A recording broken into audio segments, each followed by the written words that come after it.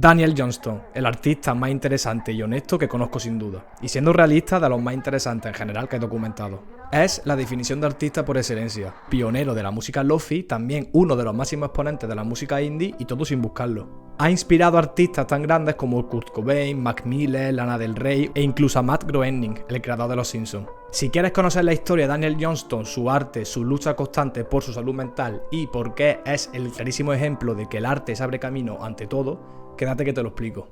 Para entender bien la obra de Daniel hay que conocer su historia, pero no os preocupéis que es súper interesante y la verdad es que no os vaya a aburrir. Daniel Johnston nació en la California de 1960, aunque pasó gran parte de su infancia y adolescencia en West Virginia.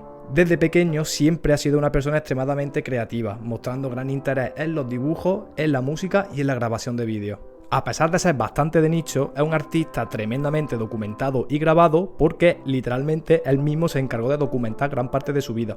Le gustaba grabar mucho sus pensamientos, sus reflexiones en cassettes y también le gustaba hacer sketches de humor con sus amigos. Y esto no debería ser un problema, pero para su familia sí que lo era. Sus padres eran católicos muy conservadores, lo único que querían era ser normales, que sus hijos fueran a la universidad y que tuvieran trabajos normales, low-key en el máximo sentido de la palabra. Pero Daniel pues no quería eso, desde adolescente él siempre dejó claro que quería ser artista. Debido a la falta de medios, Daniel grababa sus primeras canciones en su cuarto o en su garaje, usando grabadoras de cassette y un viejo piano que había en su casa. Esas míticas grabadoras que usaba para sus cassettes fueron las que usó también para grabar sus canciones. Estas grabadoras, aunque para la época no estaban mal, no estaban para nada pensadas para grabar música, ni mucho menos. Tenían un sonido muy pobre y de baja calidad. Si escuchas sus primeras canciones, puedes notar ese sonido tan acogedor y casero que escucha en la música lofi. Es por eso que mucha gente lo ha bautizado como el pionero de este género musical, ya que realmente fue el primer artista en hacer música de este estilo. Y ojo, que esto él no lo hizo queriendo, no lo buscaba, él no grabó sus canciones así buscando un toque casero, simplemente lo grabó así porque no podía hacerlo de otra forma, no tenía más medios. Él no hacía su música ni sus dibujos desde un punto de vista intelectual o con un trasfondo comercial. No seguía movimientos calculados pensando en el resultado. Él hacía y creaba porque tenía la necesidad divina de hacerlo. Y es por eso que para muchos es el artista en mayúsculas. Uno de los más honestos consigo mismo que pueda encontrar. Pero bueno, que me estoy yendo del tema, así que volvamos a su vida. Como iba diciendo, sus primeras canciones las grababa en el sótano de su casa para no molestar. Su modo operandi era grabar álbums en un cassette y luego entregarlo a amigos, familiares o cualquier persona que se topase con él por la calle prácticamente. En ese entonces no tenía ninguna forma de copiar grabaciones, por lo que cada cassette que entregaba en mano era una copia única. Imaginaos el trabajo que hay detrás de cada uno de ellos.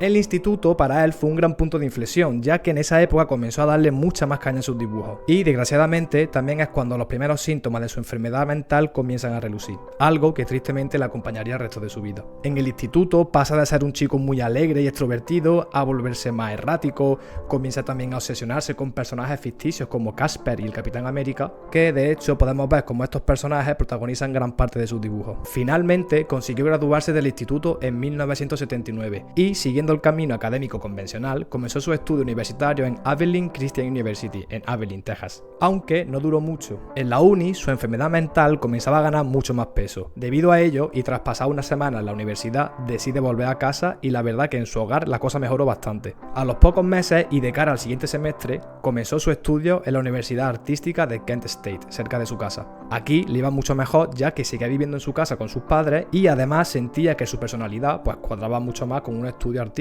Aunque sin embargo, este periodo de la universidad fue bastante agridulce. Y ya veréis cómo este término, agridulce, es algo muy característico en la vida de Daniel Johnston. Cuando algo bueno le pasa, eso significa que desgraciadamente algo malo también se viene, siendo esto un reflejo directo de sus ciclos maníaco-depresivos.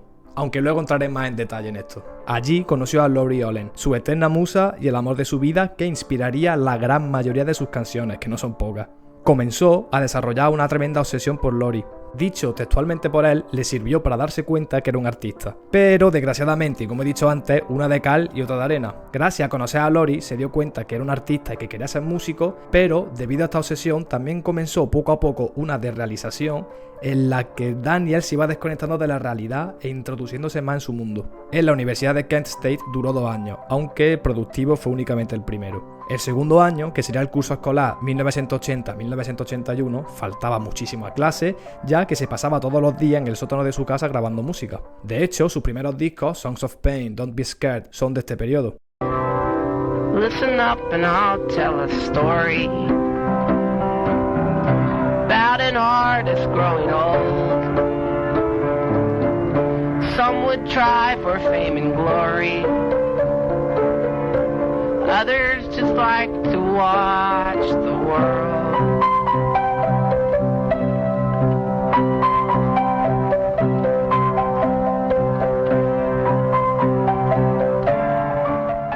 Viendo que la universidad pues le daba bastante igual, sus padres lo sacaron y le dieron un ultimátum. Breve inciso para recordaros que sus padres eran católicos muy conservadores. No entendían nada de lo que hacía. Pero que no lo entendieran o que no le apoyasen no significa que no lo quisieran. De hecho, se han preocupado por Daniel y han sacrificado toda su vida porque él esté bien. Lo único que querían es que Daniel tuviera una vida tranquila, estable y feliz. Total, que sacaron a Daniel de la uni y lo mandaron a Waller, a vivir con su hermano mayor, Dick. Allí se buscó un trabajo en Astroworld, aunque seguía pasándose los días grabando canciones. Efectivamente, Astroworld, el parque de atracciones del que habla Travis Scott en su disco Astroworld, del mismo nombre. Viviendo con su hermano, no tenía el piano de casa de sus padres, así que consiguió un organito de acordes que usaría en todas sus canciones, volviéndose un instrumento característico de su música. Debido a roces con la novia de su hermano, fue echado de casa y pasó a vivir con su hermana, Margie. Allí se volvió mucho más obsesivo con la música y más maníaco en general. Durante esta etapa grabó dos de sus discos más famosos, Jeep Jump Music y Hi How Are You. Que efectivamente lo que hay en mi camiseta es la portada de ese disco, bastante guaparda de hecho. Un día, cuando su hermana volvió de trabajar, vio que Daniel no estaba. No le dio mucha importancia, pero cuando pasaban las horas empezó a preocuparse. Daniel se había escapado de casa para seguir a un carnaval itinerante de estos que van de ciudad en ciudad, que viajaba por todo Estados Unidos. Se tiró 9 meses acompañándolo, vendiendo perritos calientes sin que su familia supiera nada de él. En este periodo compuso temazos como Speedy Motorcycles. Speeding motorcycle of my heart. Speeding motorcycle, always changing me. Sería una de las primeras veces en las que Daniel actuase por puro impulso, dejándose llevar por su enfermedad también. Hola amigos, ¿qué tal? ¿Qué tal? Soy el Rafa que está editando el vídeo, por ahí podéis ver un poquito de tal. Recordaros lo de siempre, me gustilla, comentario, compartir, me ayuda mucho. Y también deciros que me podéis seguir en redes sociales, como en Twitter y en TikTok. He hecho un poquito de spam, seguimos con el vídeo. Hasta ahora no he hablado mucho de la enfermedad de Daniel, pero creo que es momento de hacerlo. Daniel fue diagnosticado con bipolaridad, con fuertes ciclos maníaco-depresivos. Estos ciclos se componen de dos periodos, uno de depresión absoluta que puede durar meses y otro de manía, que son los más peligrosos. En esos periodos de manía, Daniel se veía sumido en sus pensamientos, llegando a pensar que era un enviado de Dios para acabar con Satán y en algunas ocasiones acabando haciendo daño a alguien o a sí mismo. También se piensa que tenía rasgos esquizoides, propios de la esquizofrenia vaya, como alucinaciones o escuchar voces, aunque no sé hasta qué punto esto realmente era así o son simplemente rumores.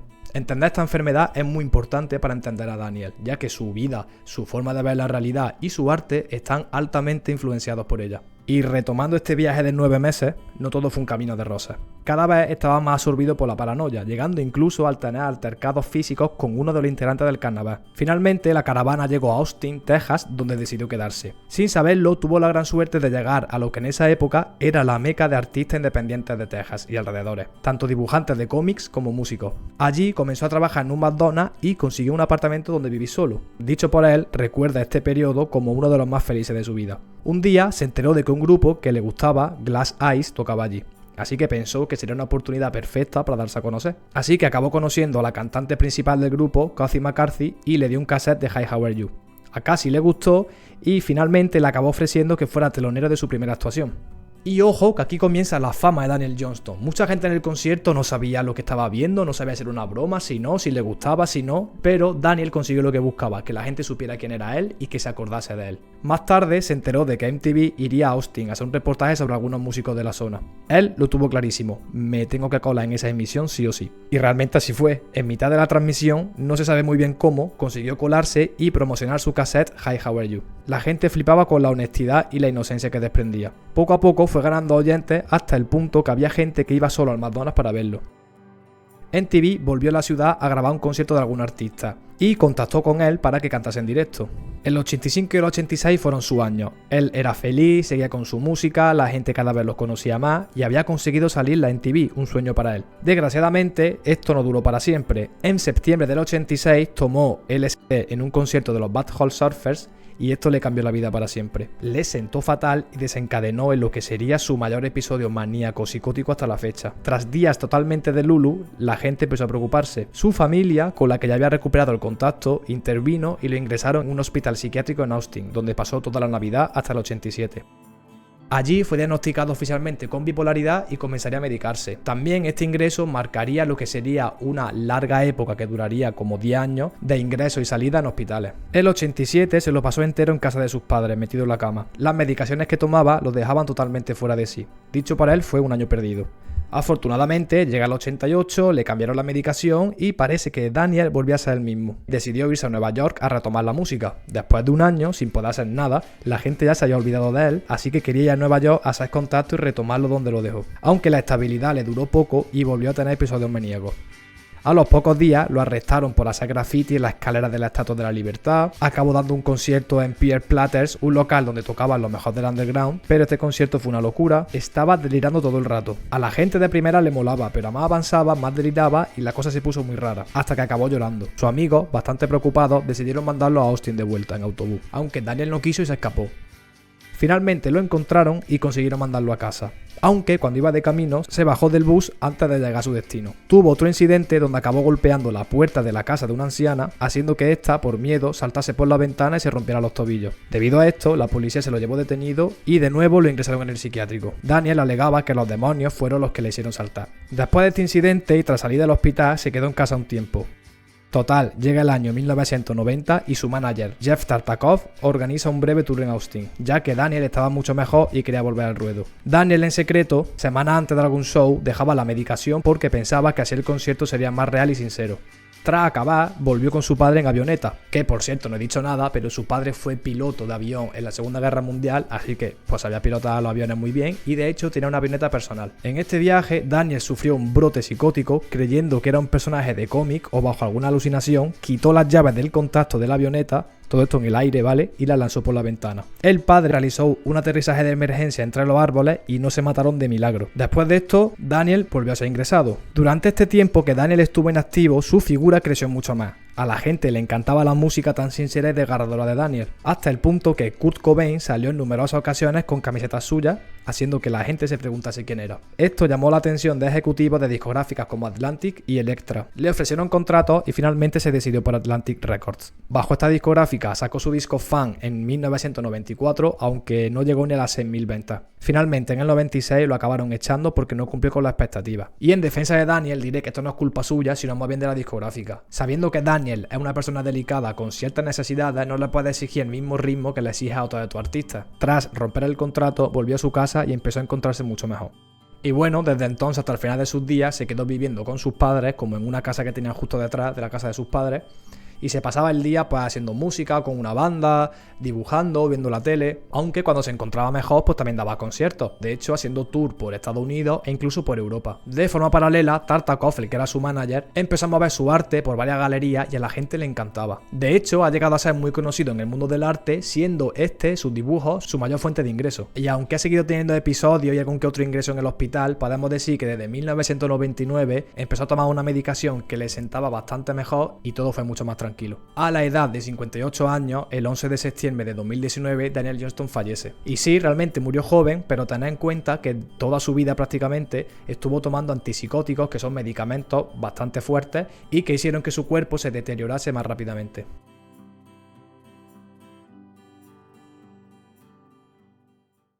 Y tú te estarás preguntando, ¿por qué Daniel Johnston es tan importante?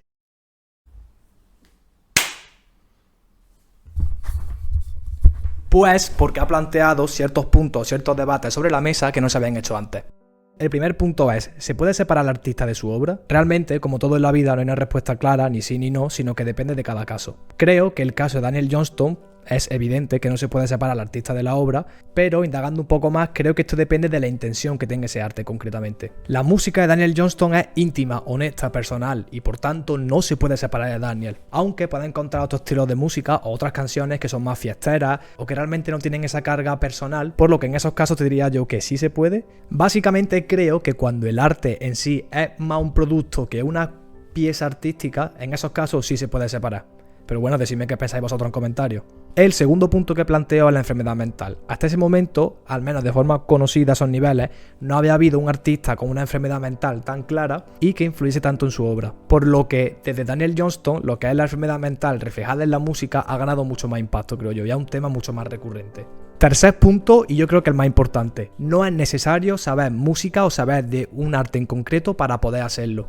Mucha gente piensa que el arte es algo elitista, que hay una barrera de entrada para poder realizarlo y que si no cumples con esos requisitos pues no puedes hacerlo. Porque o bien no debas o porque el arte que va a ser de mala calidad. Y aunque realmente esto tiene muchos matices y puedo estar ciertamente de acuerdo con alguno de ellos, creo que por lo general no es así. Daniel es el claro ejemplo de ello. No canta bien, no sabe tocar los instrumentos que usa en casi todas sus canciones, muchas veces desafina, hace melodías repetitivas, pero a pesar de todo ello consigue lo que otros muchos artistas más cualificados no consiguen, que es transmitir. Al final el arte refleja cómo te sientes y creo que la música de Daniel consigue eso de una forma excelente, la verdad. Así que creo que tanto los dibujos como la música de Daniel han roto con ese estigma tan elitista que hay alrededor del arte en sí. Y cuarto punto, que la creatividad y la luz se antepone ante todo. Como ya habéis visto en este vídeo, la vida de Daniel está marcada por muchos periodos oscuros y también otros blancos, otros claros, ¿no? Momentos de luz y de oscuridad. Y aunque los de oscuridad hayan acabado pesando mucho más en la vida de Daniel, Daniel se ha centrado mucho más en esos periodos y ha intentado refugiarse en ellos cuando los malos momentos llegaban. Tiene una frase que me encanta en la que dice: elige vivir y no morir.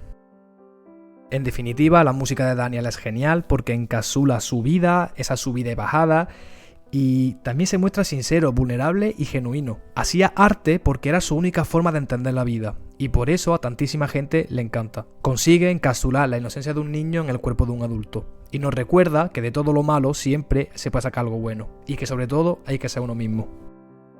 Así que amigos, esto ha sido un repaso por la vida de Daniel Johnston, porque es tan importante y personalmente porque me gusta tanto también. Para hacer este vídeo me he inspirado en el documental de Devil and Daniel Johnston y también en el libro Hi, How Are You? The Life, Art and Music of Daniel Johnston. También quería dar las gracias a Don Goat porque es uno de los autores de este libro y sin buscar nada a cambio me facilitó una copia. Thank you very much Don Goat for giving me the copy and for keeping Daniel's legacy alive. Así que poco más, espero que haya gustado este vídeo, sea así, me gusta tal lo típico y nos vemos en el siguiente.